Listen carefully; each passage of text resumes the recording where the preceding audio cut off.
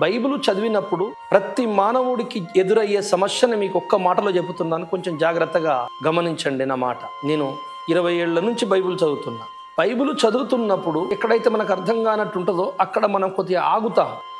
ఆ వచనం కొద్దిసేపు ఆలోచించి మన సొంత మైండ్ ఫస్ట్ ఉపయోగిస్తాం. మనకున్నటువంటి మానవ జ్ఞానముతో మనం ఆలోచించుతాం, అది కామన్. అప్పుడు మానవ జ్ఞానానికి ఏదైతే అర్థమవుతుందో అదే సత్యం అని చాలా మంది ఫిక్స్ అయిపోయి అదే బోధించి వాళ్ళు ఫెయిల్ అయిపోతున్నారు దేవుని ముందు. అలా కాదు, మన అభిప్రాయానికి ఏదైతే అది ఇలా అర్థమవుతుందో ఇది కరెక్ట్ అని అనుకోకుండా, మరి ఇందులో ఏదన్నా లేఖనం ఎదురు తిరుగుతుందా, మరి దేవుడు మళ్ళీ నాకు ఏదైనా చెప్పుతాడా, ఇంకేదన్నా ఉంటుందా అని కొంచెం పరిశోధన చేసి ప్రార్థన చేసి దేవుణ్ణి అడిగి కొంచెం మంచి మనస్సుతో ముందుకెళ్తే కొన్ని రోజుల్లోనే నిన్ను మళ్ళా ఇంకొక మలుపు తిప్పుతుందా వచ్చిన. అరే, నేను అనుకున్నది కొంచెం డౌట్గా ఉందే, నా ఆలోచనతో ఆలోచించింది అది వేరే కనపడుతుంది ఏంటి అనే ప్రశ్న పుడుతుంది. ఈ ప్రశ్న ఎప్పుడైతే పుడుతుందో నీకు దాన్ని పట్టుకొని పరిశుద్ధాత్ముడు నిన్ను అనంతమైన జ్ఞానంలోకి తీసుకెళ్తాడు. ఇది దేవుని తత్వం.